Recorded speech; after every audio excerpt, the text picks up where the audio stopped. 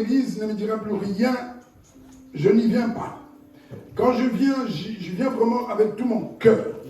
Je viens pour apporter ce que je peux apporter et recevoir ce que je peux recevoir. Je n'ai pas une minute à perdre en me disant je vais à l'église et puis je vais à l'église et je suis là comme un mort. Je n'ai pas cette minute-là, même pas cette seconde-là. Donc quand je viens, je me donne à fond plus que quand je suis au travail. Comme je l'ai dit.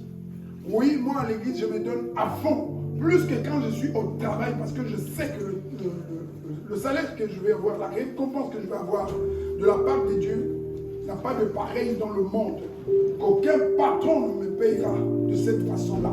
Que du monde, je ne recevrai aucune récompense, une récompense comparable à celle que Dieu me réserve. Et aussi, savoir que, avec Dieu, mes frères et sœurs, on ne triche pas. Je vous ai promis, je dis, l'église doit parler. L'église devient de plus en plus froide, timide, craintive. Elle ne parle pas comme il faut parler. Elle manque d'autorité. Elle est malade. Je vous ai parlé de maladie de l'église. Et donc l'église doit parler. Ceux qui appartiennent à Dieu, ils doivent parler. Quand il faut dénoncer, ils doivent dénoncer. Parce que c'est ça surtout. Quand il faut annoncer les bénédictions, là, les gens sont disposés à les recevoir. Mais quand il faut dénoncer, mais Paul a été clair. Il dit, tu prêches, tu censures, tu corriges. C'est ça l'église. Si tu n'es pas prêt ou prête à être corrigé, ta place n'est pas dans une église sur cette terre. À l'église, on doit te corriger. C'est ça aussi la maladie de l'église aujourd'hui. L'église n'a plus le courage de corriger. Une église, c'est de Dieu. C'est une église qui corrige. Tu viens comme tu es, parce que le Seigneur nous appelle comme nous sommes, mais tu viens pour qu'il te change. Tu viens pour qu'on te corrige. J'ai donné un exemple dans la semaine où j'ai dit, l'église aujourd'hui a peur de dire, pas des minutes, je dis pas l'église. Où sommes-nous? L'église doit le dire. Si une église ne le dit pas, ce n'est pas une église. L'église doit dire qu'on ne fait plus de pommes à l'église. L'église doit dénoncer les choses. Nous avons vu dans Ephésiens 5 qu'il ne faut pas participer, il ne faut pas tolérer n'importe quoi. Il faut le condamner, il faut le dénoncer. L'église doit parler. C'est ça un serviteur. Un serviteur de Dieu, ce n'est pas qu'il passe à tout bout chanter pour promettre des bénédictions, non. Je vois Moïse, je vois Paul, je vois Jean, je peux les citer tous. Leur travail, ce n'était pas ça. Je vois Jean-Baptiste. Si toi, tu connais un seul serviteur de Dieu dans la Bible, pas les bishops que vous connaissez maintenant. Parce que parmi les bishops, maintenant, il y a des faux, il y a des vrais. Ils ne sont pas un modèle pour moi. Mon modèle, il est dans la Bible. Alors, on va chercher seulement un qui est venu pour annoncer aux enfants de Dieu que les bénédictions. Alors, j'arrête de prêcher.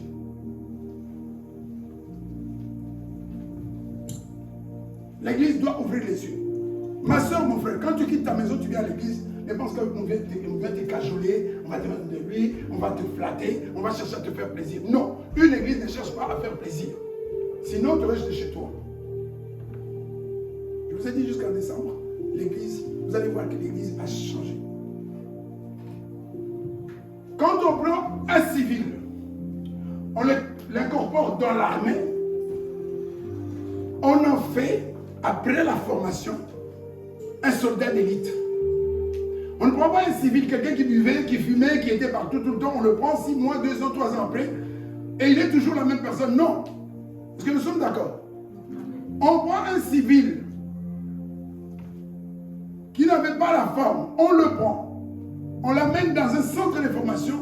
Après, il devient un commando. L'église doit faire la même chose. L'église ne prend pas, ne se contente pas de recevoir les gens, de leur faire plaisir, de les faire rigoler, et puis après ils vont recevoir quoi? Rien. Parce que sans la formation que le Seigneur a demandé de faire auprès de ses enfants, sans leur apprendre à obéir à la parole de Dieu, c'est une escroquerie spirituelle. Et aujourd'hui, beaucoup se font escroquer. On te prend ton temps, on t'endort. On fait semblant de te faire plaisir. On fait semblant, on veut que tu approuves.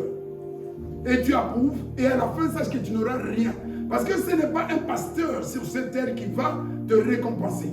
Aucun pasteur sur la terre n'a la clé pour te faire entrer au royaume. Aucun. Il est temps. Même si nous nous tenons là, ce n'est pas nous qui avons la clé. Nous serons tous jugés, comme tu seras jugé, comme je serai jugé. Donc ce que je te dis, ça me concerne aussi. Arrêtez d'aimer les églises parce que là au moins c'est bien, parce qu'on me parle de mariage. Le mariage, ce n'est pas la porte d'entrée dans le royaume de Dieu. Beaucoup de mariés comme beaucoup de célibataires, ils vont rencontrer Satan et passer l'éternité avec lui. Parce que ça aussi, c'est des mauvaises habitudes qu'on a prises. Oui, parce que si je vais parler beaucoup de mariage, beaucoup de travail, ou comme en Afrique, beaucoup de visas, les gens vont venir. Et puis ils vont venir quoi? Ils viennent. Spirituellement, tu ne gagnes rien. Eux-mêmes, spirituellement, ils ne gagnent rien. Parce que le mariage, ce n'est pas le monopole des chrétiens. Le mariage, c'est le monopole de tout être humain. D'ailleurs, les musulmans, ils sont plus que vous dans les mariages. Et ils sont bien. Minimum 4. Amen. Les chrétiens ne sont pauvres dans le mariage. C'est pas qu'une femme. Hein? Les fils d'eux. 4 au moins. Ils peuvent aller jusqu'à... Leur prophète en avait 29. Amen. Donc on ne vient pas vous perdre le temps avec ces choses-là. Nous allons parler ce matin de l'Église et de ses maladies. Oui, l'Église et ses maladies. Hein, on avait commencé, on n'a pas terminé. Mais avant, nous allons beaucoup lire, parce que j'aime dire ce qui est écrit. Parce que je pense. Est-ce qu'on peut rapidement nous balancer Philippiens chapitre 3, verset 1 seulement? Oh, il n'y a pas ça. Je lis. Au reste, mes frères, réjouissez-vous dans le Seigneur. Je ne me lasse pas de vous écrire les mêmes choses. Et pour vous, cela est salutaire. Je ne me lasse pas. Et ce n'est pas n'importe qui écrit. C'est Paul qui écrit. Et au sujet de Paul ce matin, j'aimerais attirer l'attention de quelqu'un. Actuellement dans le monde, beaucoup de personnes se permettent de discuter les écrits de Paul. Moi, je ne me permettrai jamais, alors jamais, de discuter les écrits de Paul. Ou alors Paul a dit toute la vérité, ou alors c'est un menteur. Ça aussi, c'est un danger. On voit des pseudo-prophètes, des pseudo-docteurs, dont Jésus avait dit qu'il y aura beaucoup de faux docteurs. Pierre en a parlé aussi, qui se permettent. Moi, je peux me permettre de discuter de ce que n'importe qui sur la terre aujourd'hui peut dire, mais je ne discuterai pas de ce que Paul a dit. Pourquoi? C'est simple. Je ne peux pas prouver au monde entier aujourd'hui que je suis un vrai. Et personne aujourd'hui dans le monde ne peut prouver qu'il est vrai. Personne aujourd'hui ne peut prouver que lui, il a achevé sa course. Mais Paul l'a fait. Nous n'allons pas étudier les écrits de quelqu'un sur la terre aujourd'hui, mais nous étudions les écrits de Paul. Les gens vous embrouillent parce qu'ils veulent changer les doctrines. Oui, mais Paul. Et certains vont jusqu'à dire c'est lui. Et tu veux que ça soit de quoi de toi? Je prends ce qui est de Paul, mais je refuse de prendre de ce qui appartient à n'importe qui sur la terre maintenant. C'est ça la fermeté aussi dans la foi. Parce qu'aujourd'hui, parce que ça te fait plaisir, tu rejettes. Si Dieu a permis qu'on mette n'importe quoi dans la Bible, alors il y a un problème. La Bible dit tout ce qui est écrit est. Et comment? Utile. Tout ce qui est écrit par qui sur la terre? Par qui? Par quel prophète sur la terre? Par qui? Les sœurs surtout. Mais le prophète a dit. Tout ce qui est écrit, même pas par Branham.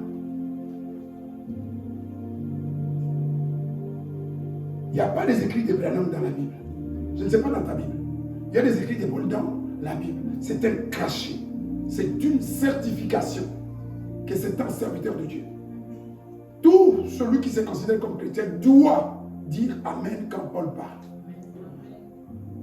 Faisons très attention. Je dis qu'il y a des choses sur lesquelles on se permet de discuter parce que tu n'as pas compris. C'est juste parce que tu n'as pas compris. Ne dis pas que c'est une erreur. Si c'est une erreur, alors il s'est trompé partout. Même si quelqu'un qui a 6 diplômes, il est, je ne sais pas, théologien de je ne sais pas quoi. Il y a des théologiens. La preuve, il n'y a pas qu'une théologie. Eux-mêmes ne sont pas d'accord sur tout. Parce qu'un théologien qui va dire, qui va aller à gauche, l'autre théologien va venir et va le contredire, il va aller à droite. Et le théologien va dire, peut-être que. Ils vont soulever des hypothèses. L'hypothèse, ce n'est pas la vérité. Une hypothèse, ce n'est pas la vérité. Paul n'a pas annoncé les hypothèses, il a annoncé la vérité. C'est l'homme qui pouvait dire que si aujourd'hui quelqu'un, même un ange ou nous-mêmes, venons vous annoncer un autre évangile que celui que nous, Paul, avons enseigné, qu'il soit maudit. Quelqu'un peut le dire encore aujourd'hui. À moins qu'il soit dans les traces, dans les écrits de Paul, et qu'il fasse comme Paul dit, soyez mes imitateurs, parce que moi, je vous annonce que je suis imitateur de Christ. C'est très important ces choses, parce qu'aujourd'hui, on va dire, oui, Jean a dit la vérité, mais Paul, c'est souvent, Paul est celui qui a parlé beaucoup des femmes. C'est ça qui attire de foudre sur Paul. Pourquoi? Parce qu'il a parlé beaucoup pour les femmes, et il a pris parfois des positions qui ne plaisent pas. Dieu ne l'avait pas envoyé pour qu'il te parle, pour te plaire. Lui qui était persécuteur de l'Église, le Seigneur le choisit. Est-ce que Dieu t'a appelé de cette façon-là, aussi extraordinaire? Jésus en personne dit à Paul, je t'ai choisi, je t'envoie vers ce peuple, je t'envoie dans le monde pour que tu ailles ouvrir les yeux des gens. Arrêtons de lire la Bible avec légèreté. Toi aussi, Dieu t'a dit ça.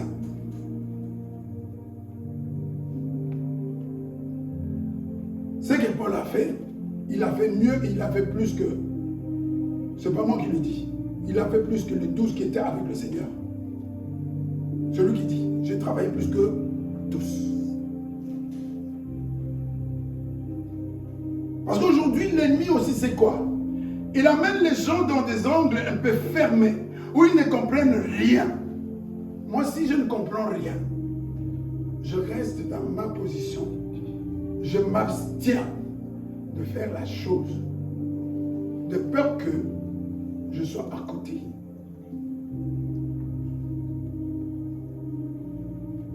Tu t'élèves pour contredire Paul. Ah oui, à moins que le Dieu des cieux. Mais je ne crois pas, parce que Dieu ne passe pas son temps à se contredire. Il est Dieu. Il ne se contredit pas. Il peut compléter, ajouter des choses comme la révélation. Dieu n'a pas révélé tout en même temps. Il a révélé tout petit à petit, jusqu'à présent. Vous allez voir, je ne sais pas si vous avez regardé, en lisant l'Ancien Testament, si tu trouves la vie, le mot, l'expression, l'expression parce que c'est un ensemble de mots, la vie éternelle, viens me voir. On va un peu revoir la Bible. Quelqu'un a déjà lu tout l'Ancien Testament ici? Il n'y a pas beaucoup, je sais. Le jour où tu vas trouver le mot ou l'expression, la vie éternelle, viens me voir. Toi qui peux enseigner, tu peux expliquer pourquoi. Amen. Ah. Mais dans le Nouveau Testament, il y a la vie éternelle. Cela veut dire qu'avant, les gens n'étaient pas, ils ne devaient pas espérer la vie éternelle. Point d'interrogation. Il ne faut pas se permettre de dire n'importe quoi parce que tu connais 100 versets. Il faut juste compter et dire ce que le Seigneur te révèle, tout simplement. L'Église et ses maladies. Ma sœur, nous savons que l'Église, c'est le corps du Christ. Mais 1 Timothée chapitre 3, verset 15 nous dit aussi autre chose sur l'Église. Puisque nous parlons de l'Église et nous parlons de ses maladies. Donc, Ne prends pas trop de vin et puis tu passes sur Internet pour commencer à balancer n'importe quoi, à faire ta propre doctrine. Ne dis pas quelque chose si tu n'as pas le soutien, si tu n'as pas l'appui, si tu n'as pas la direction du Saint-Esprit. Et si c'est là, ce n'est pas donc le Saint-Esprit qui le dit. Ce qui doit être enseigné, c'est ce qui est écrit, pas tes rêves. Même tes rêves ne doivent pas être enseignés. Amen. Tes rêves n'ont pas de place dans une église. Je lis la parole au nom de Jésus. Mais si je tarde, tu sauras comment il faut se conduire dans la maison de Dieu, qui est l'église du Dieu vivant, la colonne et l'appui de la vérité.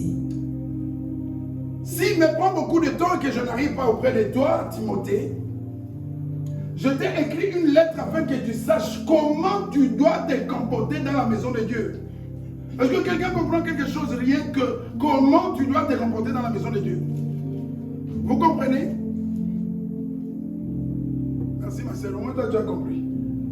Les autres ont beaucoup bu hier. Je vous ai dit dans la semaine, tu lis aussi, il n'y a pas de problème. Mais Dieu est juste et Dieu est un Dieu d'ordre. Voilà pourquoi tu ne trouveras pas une église où tout le monde sera capable d'enseigner. Parce que Dieu aura distribué à chacun selon sa grâce et selon donc le don selon sa grâce.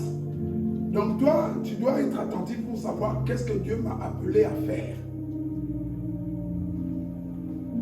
Pour que tu saches comment il faut se comporter dans la maison de Dieu. Moi, ça me fait comprendre qu'on ne peut pas se comporter comme on veut dans la maison de Dieu.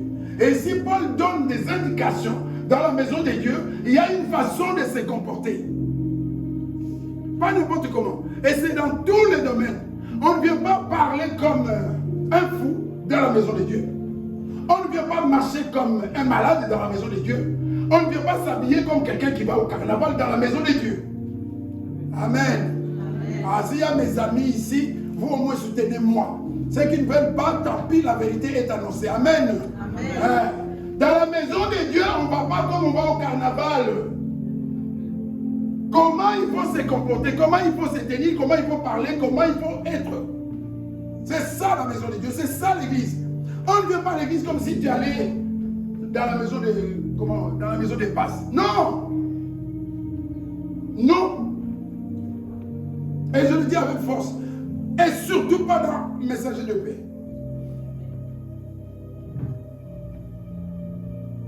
Peut-être que je ne vais pas avoir le temps d'être avec vous. Mais je donne des instructions. Timothée. Qui est Timothée? C'est le responsable. Comme moi, comme Philippe. Par le Saint-Esprit, nous ne venons pas dire ce que nous pensons, mais nous venons dire ce que nous recevons de Dieu. Et, entre autres, dans la maison de Dieu, il y a une façon de se conduire. Il y a des choses qu'on peut faire, il y a des choses qu'on ne peut pas faire, il y a des choses qu'on peut dire et des choses qu'on ne peut pas dire. J'avertis, j'ai déjà attrapé des personnes sur le téléphone dans l'église pendant le culte. Je n'ai rien dit. Mais comme je le lance, ils se connaissent. Qu'ils sachent que je les connais, que je les ai vus. La prochaine fois, ils auront la honte. J'ai le verset à l'appui. Qu'on peut te reprendre devant tout le monde pour que tu sois confus.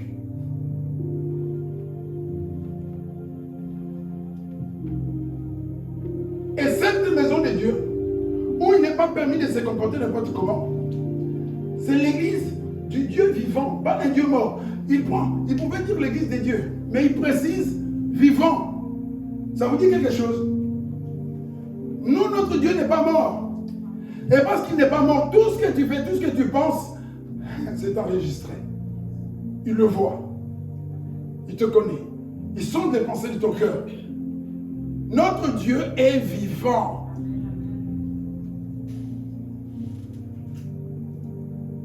Il ne s'arrête pas là. Il donne une définition de l'église. À part que c'est le corps du Seigneur. L'église, c'est quoi? Si quelqu'un peut m'aider à lire. La colonne et l'appui de la vérité. La colonne et l'appui de la vérité. Voilà ce qu'est l'Église. Je suis sûr qu'il y a quelqu'un ici qui a donné la définition pour la première fois. Je ne vais pas demander qui sait. Je sais parce que souvent, quand j'ai demandé aux personnes, c'était la première fois qu'ils écoutaient le verset, enfin qu'ils écoutaient, ils avaient peut-être lu. Mais comme on lit souvent mal, on passe et puis on ne se souvient de rien. La colonne, je vais lire encore dans une version. Et je vous ai dit qu'on ne courira plus, jamais on ira tout doucement. Parce que l'essentiel, c'est de comprendre. 1 Timothée, chapitre 3, verset. Qu'est-ce qu'on nous dit? Si je n'arrive pas tout de suite, tu sauras par cette lettre comment te conduire dans la maison des dieux. Un dirigeant d'une église doit savoir comment se conduire. C'est-à-dire, il ne doit pas être complaisant. Nous ne pouvons pas nous permettre de laisser faire n'importe quoi dans l'église pour attirer ton amitié. Ça n'apporte rien. Dans la maison de Dieu, donc, ici on parle de la famille, important aussi. La maison de Dieu, qui est en même temps une famille. C'est pas moi. La Bible dit que toi et moi, comme nous sommes là ce matin, nous sommes une famille. Est-ce que nous sommes d'accord? Ça va intéresser notre message. Est-ce que vous êtes d'accord que nous sommes une famille? Dans une famille, il y a des droits et il y a des devoirs. Vous le savez. Hein?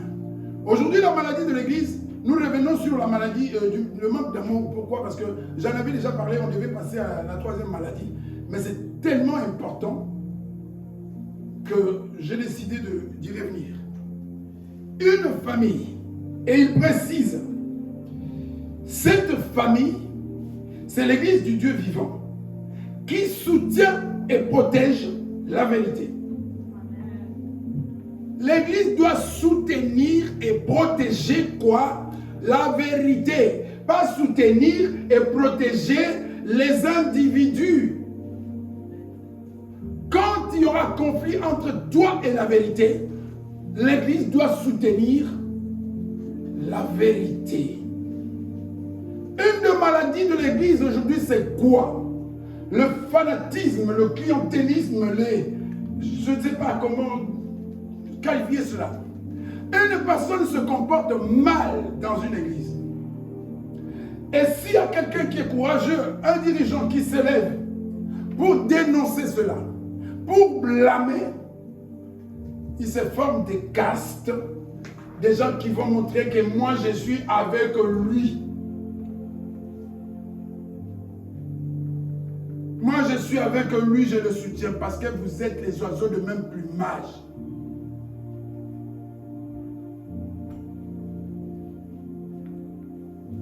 Tout au long de ce thème, comme nous allons le voir, vous allez voir qu'il y a des choses qui ne doivent pas se faire dans une église. Il y a des choses qui ne doivent pas se dire dans une église. Il y a des choses qu'on ne doit pas voir dans une église. Il y a des choses qui ne doivent pas être mentionnées dans une église.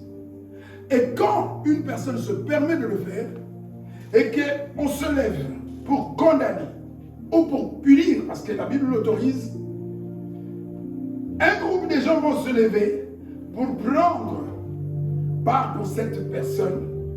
Oui, c'est un méchant. Oui, ils sont condamnés, critiqués, même former une sorte de rébellion. On ne se comporte pas comme ça dans une église. Si une personne se rend coupable de manière répétée, c'est ça aussi la Bible conseille, une fois, deux fois, la troisième fois, si nous avons le temps, vous allez le voir, c'est écrit. La troisième fois, il y a des fois où la Bible dit qu'il faut le considérer comme un païen. Si l'Église te considère comme un païen, cela veut dire quoi? Si l'Église doit te considérer comme un païen, ça veut dire quoi? Ah, ici, il n'y a pas de décourager des gens du Saint-Esprit qui vont dire, moi le Seigneur m'a inspiré, rien. Tu viens à l'église, c'est tout le temps, on te connaît. Mais si, à commencer par les dirigeants, et les autres frères commencent à te considérer comme un païen, cela veut dire quoi?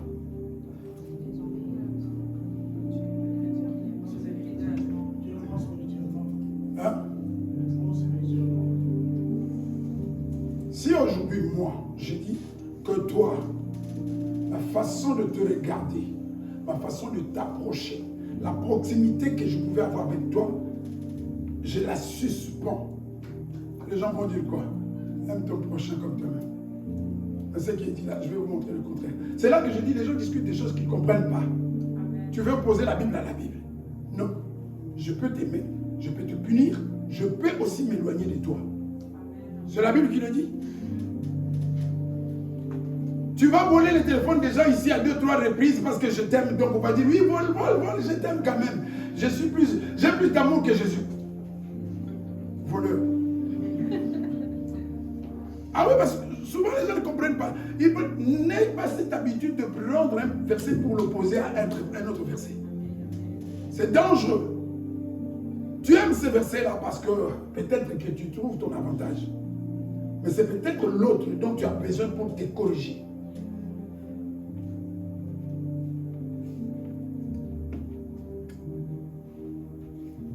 L'Église qui doit soutenir, donc, comme colonne de l'appui de la vérité, l'Église du Dieu vivant qui doit soutenir et protéger la vérité. C'est-à-dire que quoi qu'il arrive, je vais aller loin, que même si une personne doit quitter l'Église, la vérité doit être défendue. Nous sommes d'accord? Même si tu veux quitter l'Église, tu ne veux pas t'humilier et que tu n'as pas raison, l'Église doit rester sur la vérité. Je ne peux pas changer la vérité pour te protéger, pour te garder. Non, tu veux partir parce que tu ne veux pas qu'on rétablisse la vérité. Au revoir.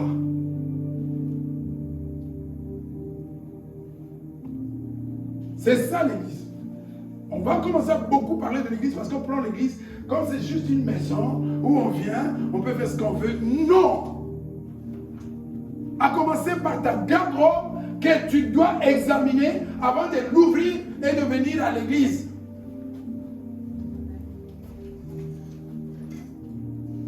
Je l'ai dit dans la semaine, et hier soir encore, j'ai été réconforté par un autre serviteur de Dieu qui parlait encore beaucoup plus crûment que moi, qui parlait des mêmes choses. L'Église, si l'Église se tait aujourd'hui, c'est fini. Vous savez le rôle que l'Église joue dans le monde. Vous ne le voyez peut-être pas. Si aujourd'hui, il n'y a plus aucune Église au monde et il n'y a plus aucune prière, vous allez être étonné de ce qui va se passer dans le monde. S'il n'y a plus d'église, plus de prière, plus de saints, plus un seul juste dans le monde qui prie, qui intercède, les choses qui vont se passer dans le monde, vous allez être étonnés. Et même dans ta propre vie. Tu vois peut-être les malheurs que tu as subis jusqu'à présent. Mais sans peut-être la prière de certaines personnes, tu ne sais pas ce que serait ta vie. Faisons très attention.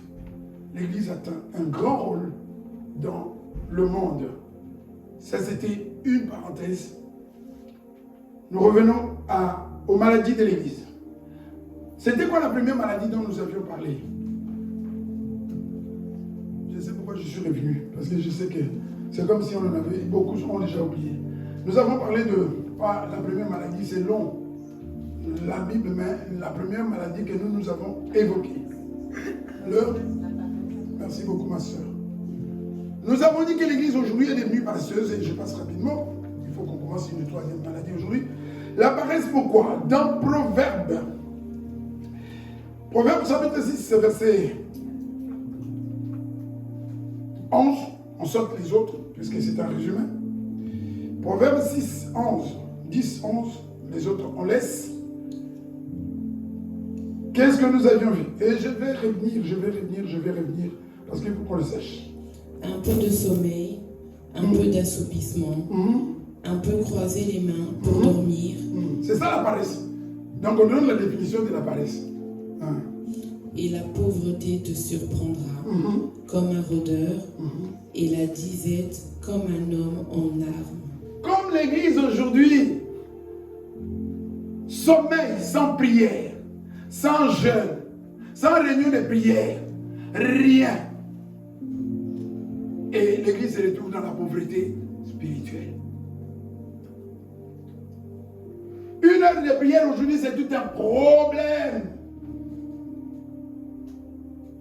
Lance-toi un peu un défi où tu prendras le temps, toi seul chez toi. Parce que si tu vas faire semblant, tu vas changer de position tout seul chez toi, 1 heure, tout seul chez toi. Je ne t'ai pas dit que c'est une doctrine, vous connaissez, c'est une doctrine qu'il faut absolument 1 heure. Je ne suis pas quelqu'un qui m'a dit c'est mieux à 4 heures, à 5 heures ou à midi. Mais je dis tout simplement c'est un défi pour dire est-ce que je suis encore capable de prier pendant 1 heure?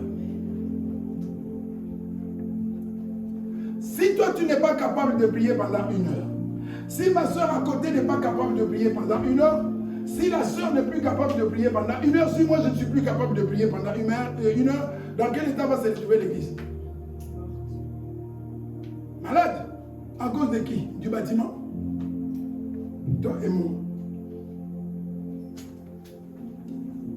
Voilà l'état dans lequel se trouve l'église aujourd'hui. L'état spirituel. L'état de santé de l'église aujourd'hui, c'est une église pauvre spirituellement. Une église sans rien. Pourquoi? Une église qui commence à courir derrière les miracles. L'église ne devait pas courir derrière les miracles parce que c'est les miracles qui devaient accompagner les gens qui ont la foi. Voilà pourquoi aujourd'hui, quand on agite juste un panneau comme ça, soirée des miracles et des miracles. Et tu vas, parfois il n'y en a pas. Oh, si vous êtes naïf, moi je ne suis pas naïf. Moi j'ai vu des campagnes. J'étais païen. Ceux qui viennent du bled, ils savent. Ça s'appelle, c'est là où il y a le stade aujourd'hui. Le stade de martyrs. Des évangélistes américains venaient là. C'était autre chose. Ce n'est pas comme aujourd'hui. On va voir les Ghana pour remplir des stades, ça n'a rien à voir.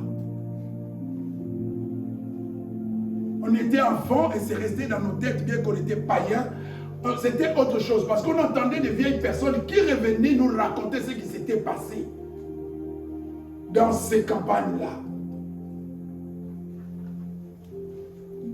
Il s'est passé des choses. Pourquoi? Parce que l'église était encore debout. L'église était encore en bonne santé. La preuve, c'est que ces gens-là partaient. De loin, ils faisaient le monde entier comme ça pour faire des campagnes. C'est grâce à eux aujourd'hui aussi que beaucoup de pays ont connu de réveil. Et parmi ceux qui venaient, ce qui fait que, par exemple, je parle du Congo parce que je connais le Congo, qu'aujourd'hui il y a autant d'églises, mais qu'elles ne sont pas toutes vraies, c'est grâce à ces gens-là qui ont apporté le réveil. Et il y a eu le réveil. Dans les groupes, nous on appelait ça des groupes de prière. La maman qui est là, elle connaît un peu l'histoire des groupes de prière, ce qui s'est passé. Là, il n'y avait pas de bâtiment, il n'y avait pas de bishop. C'est frère Jonathan qui s'élève, vous êtes une dizaine de personnes et vous sentez la gloire de Dieu. Et les choses s'est passées. Impudicité au sakani peut koufi. Aujourd'hui, impudicité, le soir, la nuit, tu as été impudique et tu viens ici, tu sautes. Et tu rentres chez toi sans problème.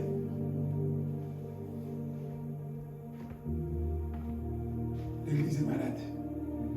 Réveillons-nous. Donc, nous avons parlé Acte 2, 42 et 46. 42 et 46. Là, c'est pour clôturer sur la paresse. La paresse détruit l'Église. La paresse, c'est le manque de prière. C'est le manque de volonté de se réunir. La Bible dit que là où il y a 2 ou 3 personnes, là où on se met ensemble, là où on forme une union, là où on veut unir nos efforts, il se passe quelque chose parce que Dieu est là. Mais aujourd'hui, c'est non. Je suis devant ma télé, je suis chez moi, je suis... Voilà comment est-ce qu'on contredit la vie d'aujourd'hui. Il persévérait dans l'enseignement des apôtres, dans la communion fraternelle, dans la fraction du pain et dans la prière. Le verset 46. Ils étaient chaque jour tous ensemble, assidus au temple. Ils rompaient le pain dans les maisons et prenaient leur nourriture avec joie et simplicité de cœur. Amen. Dans ta Bible, c'est ce qui est écrit. Ah oui, mets-le-nous là. Ils étaient chaque jour ensemble, tous ensemble, assidus au temple. Ils étaient comment? Je vais poser une question. Ces gens mangeaient comment? Parce qu'aujourd'hui, toi, tu vas nous balancer, je travaille. Comme si c'est toi qui as commencé le travail au monde. Ils mangeaient comment? Ils mouraient de faim. Ces gens vivaient comment?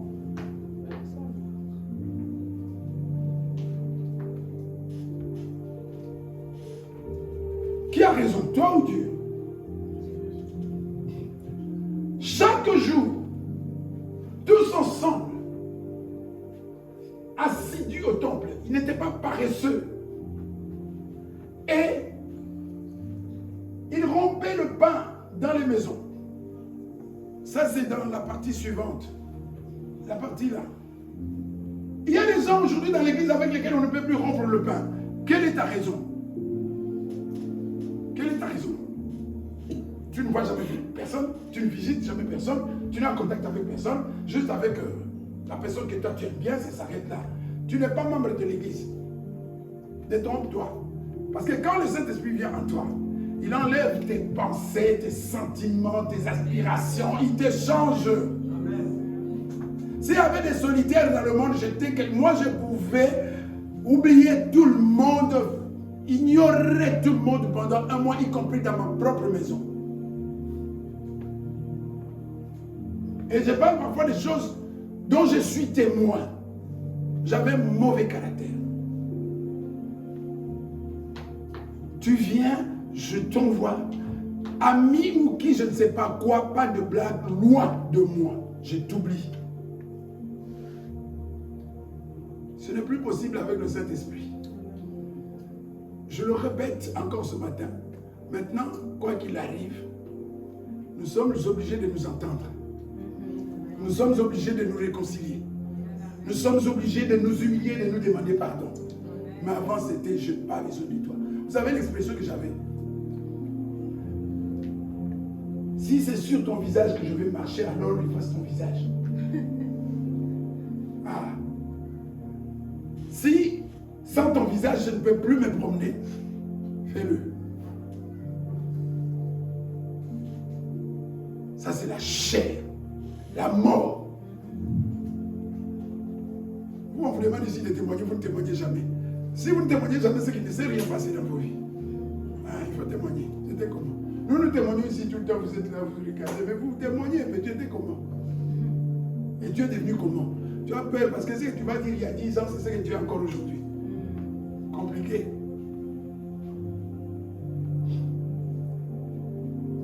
Dans les maisons, tu vois que ça ne s'arrêtait pas seulement à l'église, mais aussi dans la maison. Pourquoi? Parce que nous venons de dire que nous sommes une famille.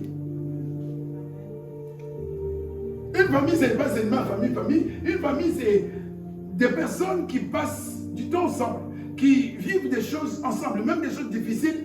Quand ils sont dans la joie, ils sont ensemble. Quand ils sont dans la peine, ils sont ensemble.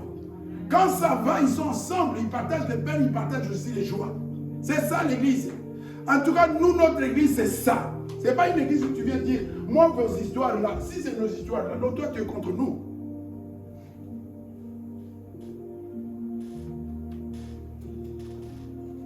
Non, je ne vais pas aller trop loin. Je vois aujourd'hui, il y a une habitude des grands personnages religieux. Parce qu'il semble qu'il y a des grandes salles qui ressemblent aux salles de cinéma avec des feux. Ces feux-là qui sont là, qui font comme ça comme des boîtes de nuit. Ça, c'est dans un autre message. C'est des feux étrangers. Ces choses-là n'ont rien à voir dans l'église. Ces gens-là, ils appellent tout le monde, les mettent ensemble, soi-disant conférence.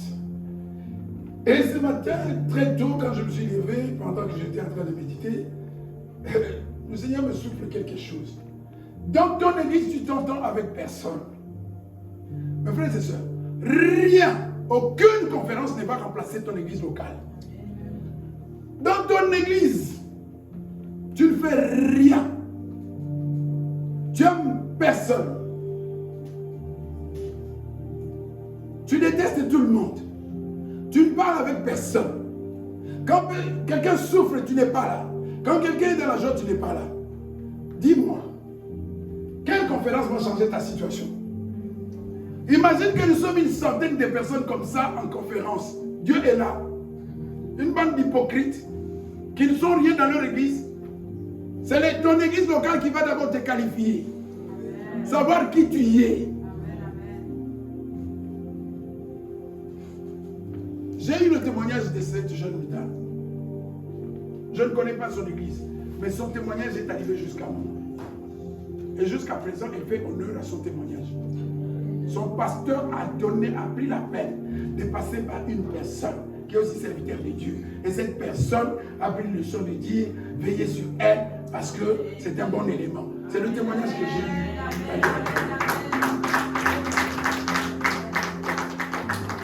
Toi, ton témoignage, ça sera où? Ton écran qui viendra nous dire que c'est un bon frère. Ah, tu n'as pas d'église. Dis-moi, un jour, s'il faut que les gens se présentent, tu veux te marier. Et moi, je vous ai dit, si, on vient me demander, quelqu'un veut te marier, moi, je vais dire ce que tu es. Moi, je vais dire ce que tu es. Ah. Pour ceux qui sont déjà mariés, ça va. Moi, je ne vais pas dire, ah, c'est une bonne soeur. Vous me voyez, moi, est-ce que je suis quelqu'un? Ah, ma soeur, sois bien. On dira que ce que tu es. On n'ajoutera rien, on n'enlèvera rien. Ah, qu'on ne compte pas sur moi pour dire, c'est une bonne sœur. Et quand ça va tourner au vinaigre là-bas, moi je veux dire, si tu l'aimes, c'est ton problème, parce que ça fait du cœur parfois. Mais moi je sais que, chaud. Ah, je vais dire ça. Et le jour où, par hasard, je le dis, et que la personne, parce que dans l'amour c'est comme ça. Au moment où je parle avec ton pasteur, il n'est pas bien, tu sais ce qu'il a dit. Ne viens pas dire je suis sorcier, vous êtes avertis. Je dirai ce que tu es. Ah, si c'est un de vous une qualité, je vous ai déjà prévenu. Le jour où je croise quelqu'un qui a les yeux sur toi, il vient me poser des questions, toi-même tu te connais. Je vais dire ce que tu es, ce que moi je sais de toi.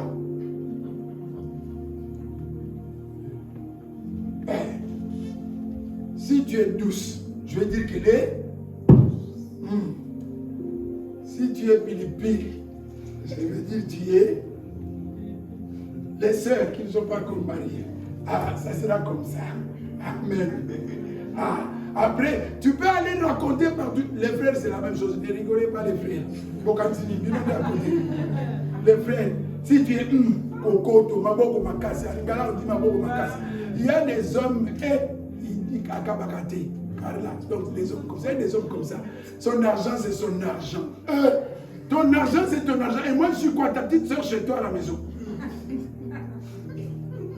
La vie de ta mère. Ça se passe pas comme ça.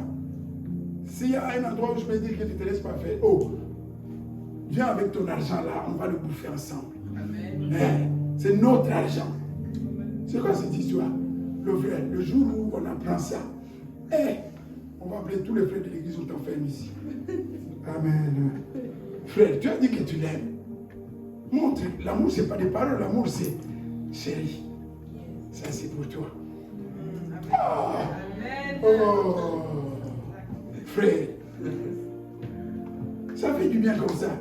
Et quand tu vas demander, même si à minuit elle est fatiguée, tu dis j'ai faim, elle va se lever parce qu'elle sait que toi tu ne donnes jamais rien, égoïste. Il va te dire, tu connais la cuisine.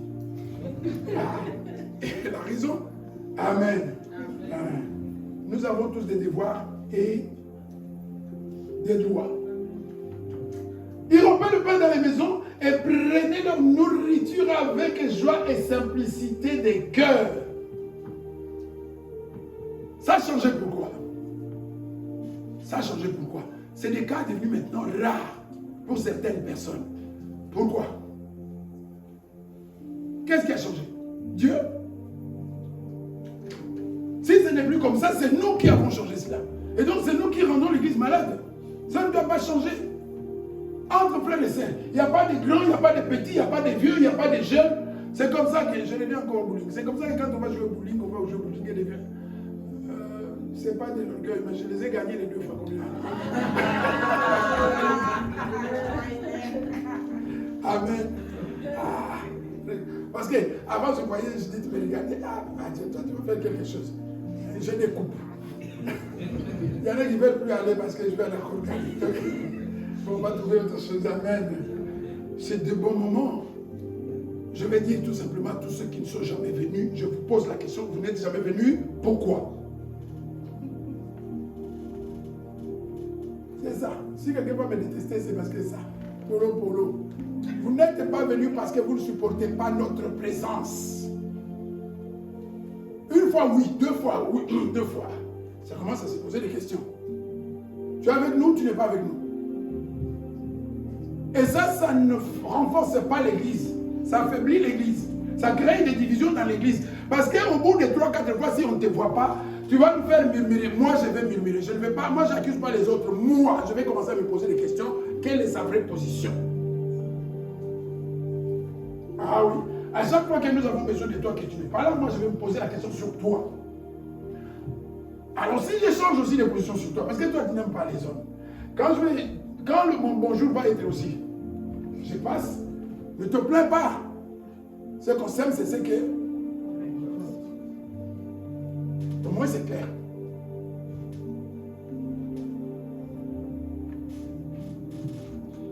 C'est clair. Donc, sur la paresse, voilà qu'ici, c'était chaque jour qu'ils étaient occupés dans les choses de Dieu.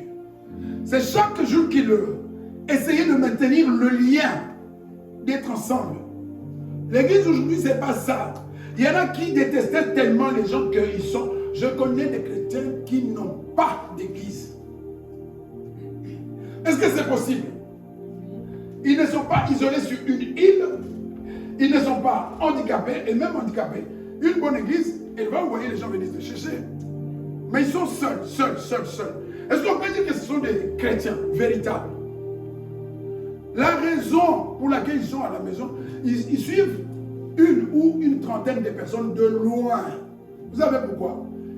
Ça, c'est ce que j'ai vécu. Ils ont des mauvais caractères. Parce qu'à chaque fois qu'ils ont essayé d'approcher une église, on a découvert qui ils étaient.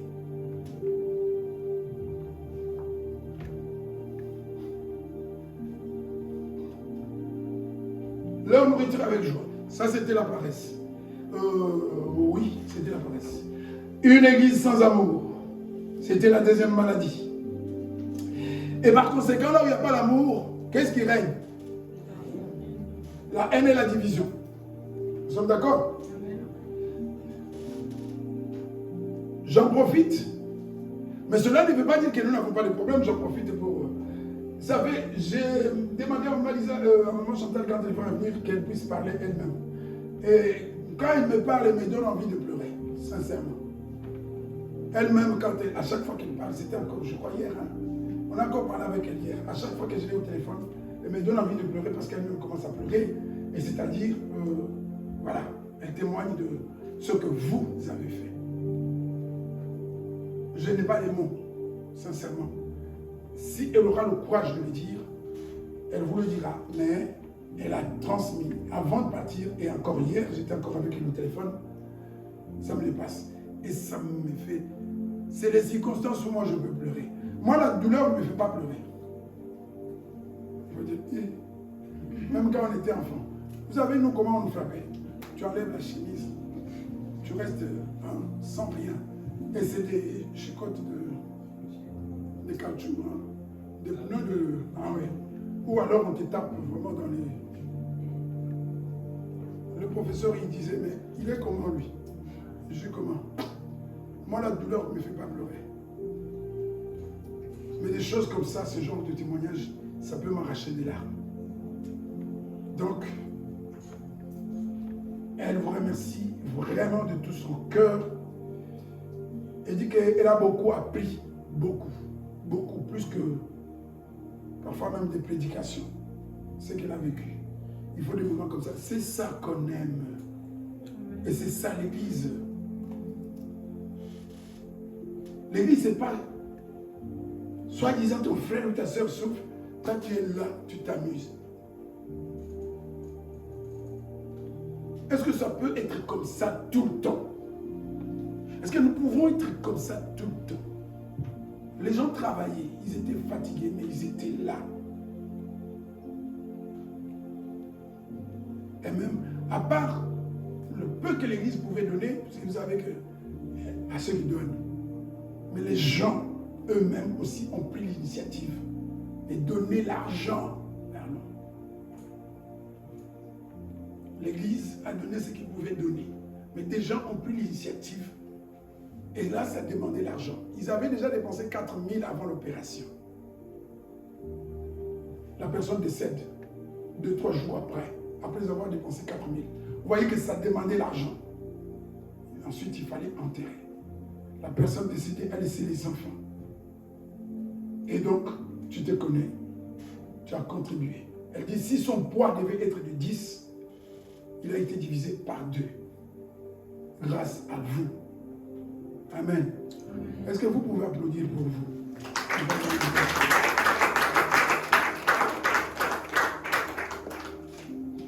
On veut une église comme ça. Moi, si ça dépendait que de moi. On n'a pas besoin de 100 personnes. Je le dis avec force.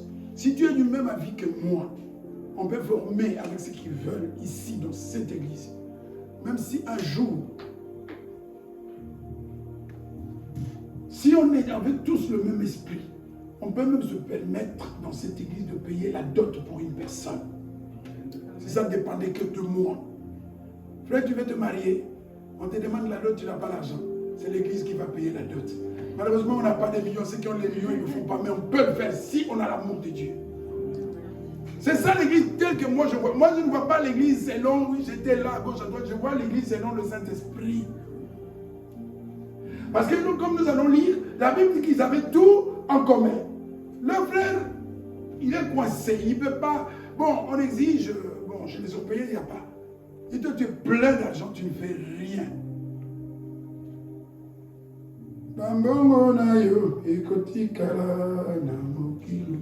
Accompagnez-moi s'il vous plaît. Pourquoi vous êtes méchant comme ça? Écotikala, tout ce que tu as sur le compte là, si tu mets maintenant, écotikala, amen. Donc fais du bien. Parce qu'en faisant du bien, tu es en train de... Moi j'ai l'impression que les gens ne croient pas les choses qu'on dit.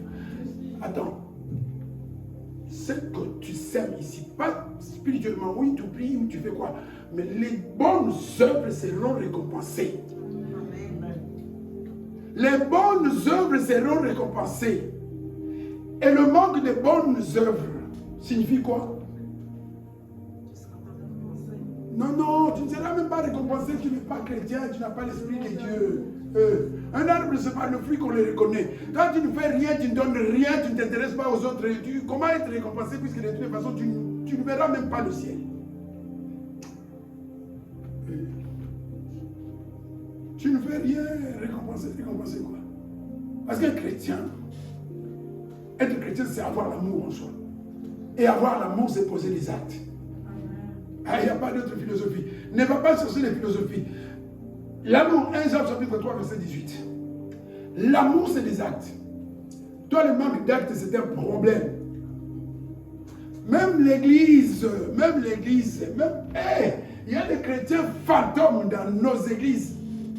Même l'église, si tu ne donnes pas à frère Steve, mais l'église au moins, où tu viens écouter la parole de Dieu. Oh! Et tu crois vraiment, tu pries. Il y a une façon de prier qu'il faut arrêter. Il faut arrêter de prier parfois, ça ne sert à rien. Tu es tellement égoïste. Un égoïste, Dieu ne l'écoute pas. Voilà. Quand on leur dit la vérité, là, il n'y a pas de amen. Mais si je dis, Dieu est bon, il va te bénir, vous allez dire amen. C'est du bidon. Ce n'est pas parce que je dis que Dieu va te bénir qu'il va te bénir. Arrêtez un peu de rêver trop. Oh. Les gens sont habitués comme ça. Ce ne sont pas de bonnes paroles parce qu'elles sont prononcées, qu'elles vont se réaliser. Non, Dieu te connaît. Ça peut se réaliser pour quelqu'un à gauche, mais toi, ça ne se réalise pas. Égoïste, méchant, haineux. Tu ne pardonnes pas. Je prie, je jeûne. Tu vas, je ne sais pas où ton coach te dit, nous sommes dans le 3e jour de jeûne et de prière. Qu'il arrête de te torturer, arrêtez. Avant de jeûner, il faut d'abord être obéissant. C'est quoi si tu dis, c'est quoi ça? Et ce matin, j'ai encore eu une réponse. Je cherchais aussi cette réponse. Une fois, Frère Philippe avait abordé cette question. Et je me suis posé des questions. Je pense que j'ai eu cette réponse ce matin. Les chrétiens se critiquent beaucoup, s'attaquent beaucoup, mais les musulmans ne le font pas. Vous savez ça? Vous savez pourquoi? Je vais vous dire ce matin que c'est normal. Ce n'est pas parce qu'on manque l'amour. Ah oui, je vous dis que non, c'est normal. Quelqu'un regarde. Tu veux la réponse? Je vais mettre un panier, vous allez mettre 10 euros, je vous donne la réponse. Tu donnes 15? Ah, c'est pas suffisant, 150. Quelqu'un a la réponse? Quelqu'un a la réponse? Non. Mais même dans l'église où on te donne des réponses, tu fais rien. Je vais quand même te donner la réponse. J'ai trouvé la réponse dans la Bible. Vous savez, les bouddhistes ne peuvent pas s'attaquer entre eux. Puisque de toute façon, le bouddhisme, c'est du faux. Vous savez, les musulmans, pourquoi ils ne se font pas la guerre? Parce que c'est du faux. Mais dans le christianisme, il y a le vrai, il y a le faux. Ce n'est pas nous qui le disons, c'est Jésus qui l'a dit. Dans la Bible, on dit qu'il n'y a rien entre la lumière et... Il y a des chrétiens qui se font passer pour des chrétiens, mais alors qu'ils sont dans les ténèbres. Et ceux qui sont dans la lumière ne peuvent pas laisser faire. Ils doivent dénoncer. Éphésiens chapitre 5. Le verset 10 que nous avons lu. Tu vois quelqu'un qui vient donner, qui demande aux gens de prendre des bougies et d'allumer dans leur chambre et de mettre peut-être la Bible dessus. Tu vas te taire. Tu dois dénoncer ça. Tu dois avertir la personne victime. Et donc, on va dire, il a attaqué. Oui, la lumière s'attaque aux ténèbres. C'est tout à fait normal. Et quand tu vas plus loin, c'est pourquoi on dit qu'il n'y a rien entre la lumière et les ténèbres. Donc, dans le christianisme, Jésus, qui est la vérité, a dit, écoutez, beaucoup vont venir, mais ils ne sont pas de moi. Ne les laissez pas faire. Et on ne va pas les laisser faire.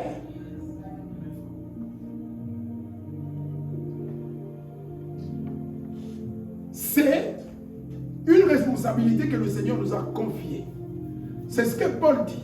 Si quelqu'un vient avec un autre évangile, maintenant moi je vois, je suis là, quelqu'un vient avec un autre évangile, il va dire qu'il n'y a pas d'enfer. Je le laisse faire. Et la personne faible là qui risque d'être victime. Alors vous voyez pourquoi il y a parfois les échanges entre les filles. Mais il y en a des mauvaises foi qui font tout, même, et les faux aussi nous attaquent. Ah, tu publies la vérité, il est dérangé et il vient pour troubler les gens. Ah, donc ça existe et ça ne finira pas. Une église sans amour. Éphésiens chapitre 5. Je crois que la partie suivante, ça sera justement pour la prochaine fois. Parce qu'on doit comprendre. On doit comprendre. Éphésiens chapitre 5 à partir du verset 1 et chapitre 5 à partir du verset 1, oui. Devenez donc les imitateurs de Dieu comme des enfants bien-aimés de Dieu et marchez dans l'amour à l'exemple de Christ qui nous a aimés et qui s'est livré lui-même à Dieu pour nous comme une offrande et un sacrifice de bonne odeur. Amen, ma soeur. Devenez qui? Imitateur. Un imitateur, c'est qui?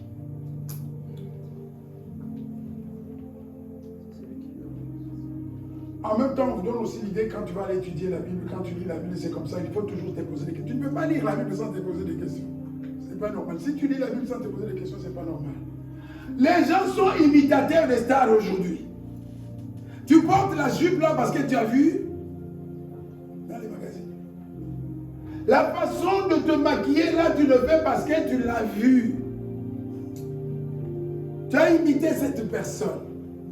Tu peux imiter tout ce que tu veux. Tu n'auras pas la vie. C'est quand tu vas imiter Jésus que tu auras la vie. La personne qu'il faut imiter dans le monde, c'est Jésus. En quoi? Il a marché dans l'amour et dans l'humilité. Les choses qu'ils font des fois aujourd'hui dans l'église. Aujourd'hui, les gens ont lu. Oh, je vais choquer encore ce matin. Ne va pas chercher la tête et non la queue dans Deutéronome. Je viendrai enseigner tous ces chapitres. Ne va pas le chercher. La Bible, dans le Nouveau Testament, te dit, et il n'y a pas de contradiction, c'est juste des contextes différents. Il faut qu'on comprenne les choses désormais. C'est juste deux contextes différents. N'aspirez pas à ce qui est élevé. Toi qui veux être la tête, c'est chercher à être au-dessus des autres.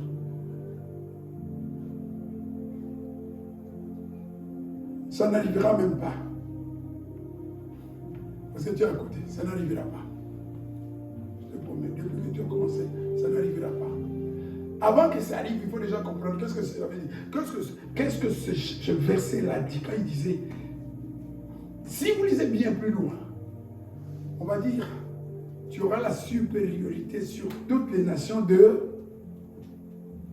C'est un chapitre que vous n'avez même pas lu. Vous êtes intéressé juste à ce verset-là que vous avez tiré de son contexte. À l'exemple de Christ, et Christ a marché dans l'amour. Lui qui était Dieu. Amour et humilité. Est-ce que dans nos églises aujourd'hui, pour que l'église soit en bonne santé, on doit y trouver l'humilité et l'amour?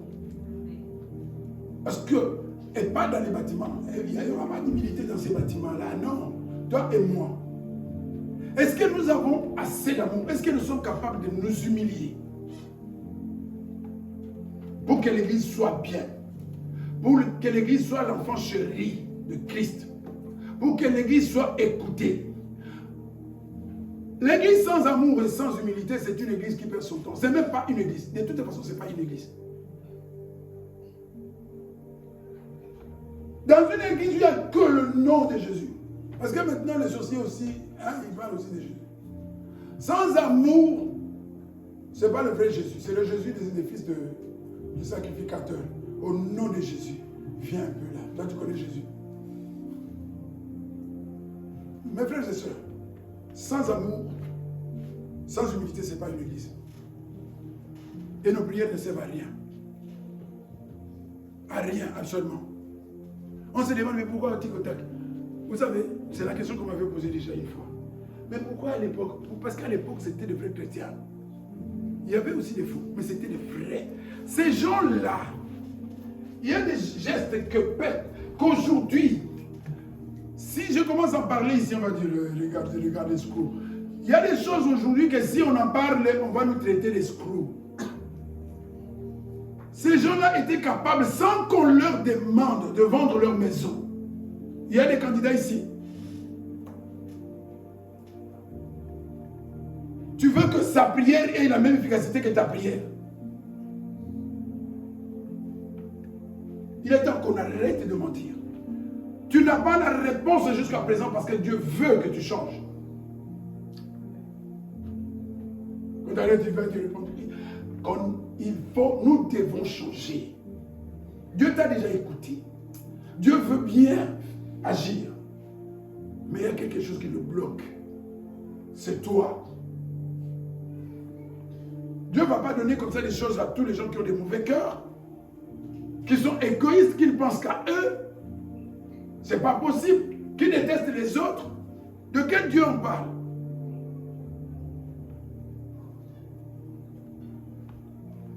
De quel Dieu? Il a toujours été comme ça. Le peuple d'Israël n'est pas l'église. Mais le peuple d'Israël était l'image de l'église. Et vous savez comment ça s'est passé avec Dieu? Il n'y a personne que Dieu a châtié aujourd'hui comme église, et comme il a châtié cette nation. Et pourquoi? C'est là qu'on devrait, c'est là que l'Ancien Testament devient intéressant pour qu'il puisse nous servir à comprendre vraiment qui est Dieu.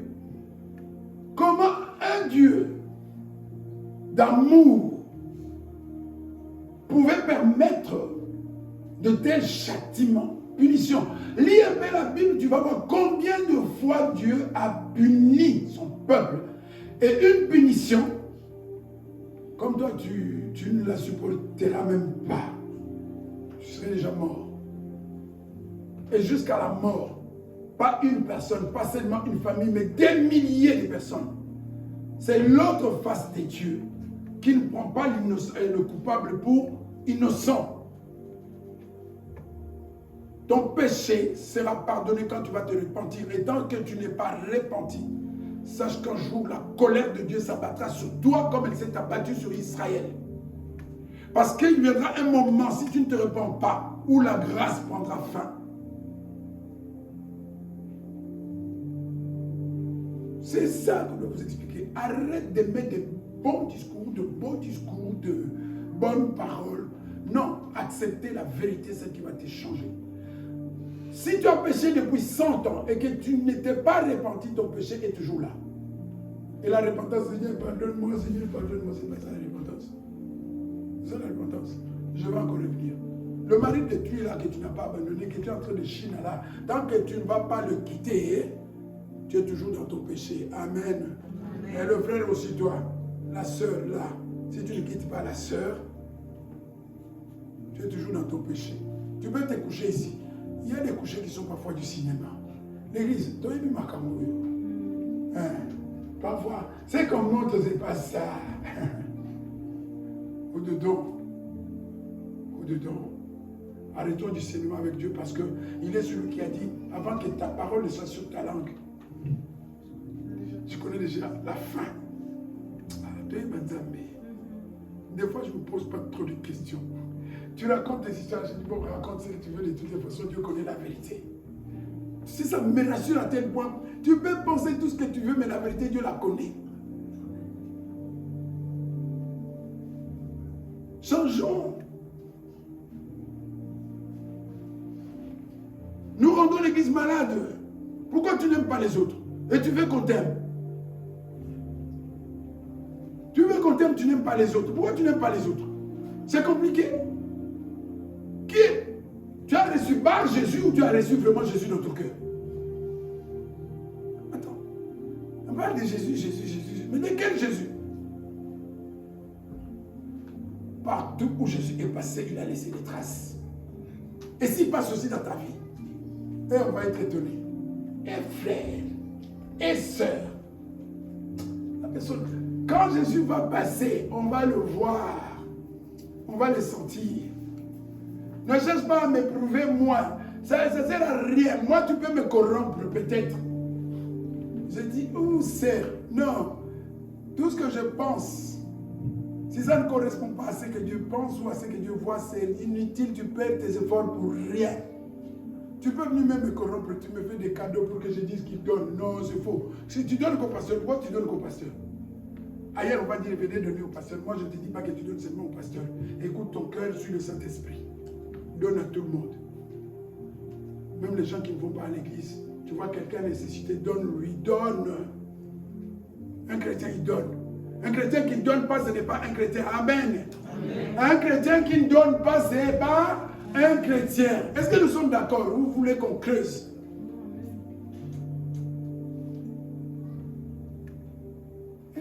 Un chrétien égoïste. Parce qu'au ciel, il y a des égoïstes. 2 Timothée chapitre 3, verset 1. La Bible dit que dans les derniers temps, les temps seront difficiles. Pourquoi? Il commence par les hommes seront. Et alors? On fait l'éloge de l'égoïsme ou bien on condamne l'égoïsme? Les temps vont devenir compliqués, même dans les églises. Pourquoi? Parce qu'il y a trop d'égoïstes qui vous regardent comme si vous étiez en train de danser. Mais même si quelqu'un danse, tu peux aussi l'encourager en dansant avec lui. Tout ce qu'on fait, toi, ça ne te regarde pas. On veut nettoyer, ça ne te regarde pas.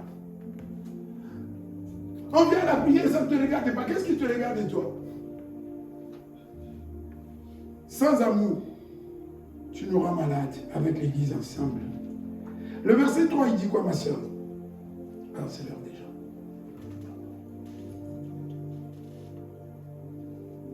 De Timothée? Non, on était déjà dans Éphésiens 5. On était déjà dans Éphésiens 5, on a lu 1 et 2. Si je me souviens bien. Que la débauche, ni aucune impureté, ni la cupidité. Attention. Ah, ça va m'amener loin. On le laisse passer parce que ça fait partie de la maladie suivante. Mais lis-le quand même, on va terminer là. Que la débauche, ni aucune impureté, ni aucune cupidité ne soit pas même nommée parmi vous, ainsi qu'il convient à des saints. Amen. J'aime comment ce verset commence. Que Quelqu'un a une idée de ce que ça veut dire? On comprend ce que ça veut dire. Et ça, c'est dans l'église qui tolère tout, une église tolérante. Le Seigneur dit, dans mon église, parmi mon peuple, je ne veux pas entendre parler de débauche. Je ne veux pas entendre parler de cupidité. Le Seigneur dit, je ne veux pas entendre. Je ne veux pas savoir. Je ne veux rien savoir. Et aujourd'hui, l'église, c'est quoi? Même s'il y a la débauche, ce sont ses affaires. Non, la messagerie de paix, ce n'est plus tes affaires. Cache-toi bien. Une fois qu'on est au courant, hey, on va sauter dessus. Ah, moi j'avais dit, au moins cette personne sera bête. Cache-toi bien. Mais tu perds ton temps à te cacher bien plus que de toutes les façons. Hein? Vous connaissez? C'est ça l'église. L'église doit être dans la parole. Il y a beaucoup. Je vais expliquer. Je vois là les gens qui sont en train de venir, qui vont venir avec l'amour. Supportez-vous les uns les autres. Je vous attends. C'est prévu. Qu'est-ce qu'on dit supporter? Que tu prennes les maris des autres. Supporter celui qui prend le mari des autres. Non. Je vais te faire comprendre ce qu'on veut dire. On te prend, on te reprend, on te conseille, on te met en garde. C'est normal. On dit, sœur, c'est bon, frère, c'est bon. Mais si tu dis, moi je ne change pas, quelle est la solution finale? Supporter, supporter, supporter, supporter. Hein? C'est ça que toi tu comprends dans la Bible. Je vais continuer à embêter tout le monde jusqu'au retour de Jésus. Ça ne va pas. Ce verset-là, je ne me commande pas trop, je le laisse parce que c'est pour une dernière, s'il te plaît, la quatrième, le quatrième. On va revenir encore sur l'église sans amour parce que c'est trop. Oui. Qu'on n'entende ni paroles grossières, ni propos insensés ou équivoques, choses qui sont contraires à la bienséance, qu'on entende plutôt des actions de grâce. Vous voyez l'église? C'est ça l'église. Que des fois on arrête de rigoler. Ah oui, c'est ça l'église. Si je suis pasteur, moi je vais être bien, je vais rigoler tout le temps. Non, un pasteur ça rigole pas tout le temps comme Jésus ne rigolait pas tout le temps. Si un pasteur n'est pas capable de dire non, c'est compliqué. On va te marcher sur le pied et puis ça ne sera plus l'église.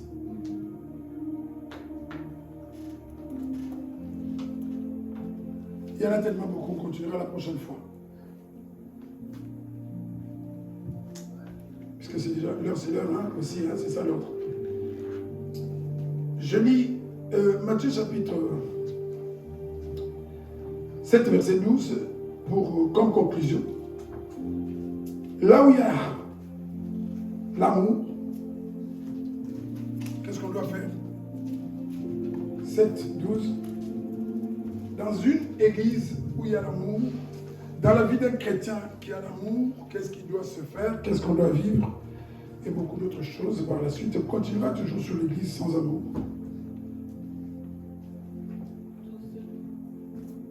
Ouais. Tout ce que vous voulez que les hommes fassent pour vous, faites-le de même pour eux, car c'est la loi et les prophètes. Amen. Qu'est-ce que tu veux que les hommes fassent de toi? Qu'est-ce que tu veux que l'église fasse pour toi? Qu'est-ce que tu veux que les sœurs, les frères de l'église fassent pour toi? Si tu commençais par les faire pour eux. Amen. C'est ça la parole de Dieu. Soyez bénis.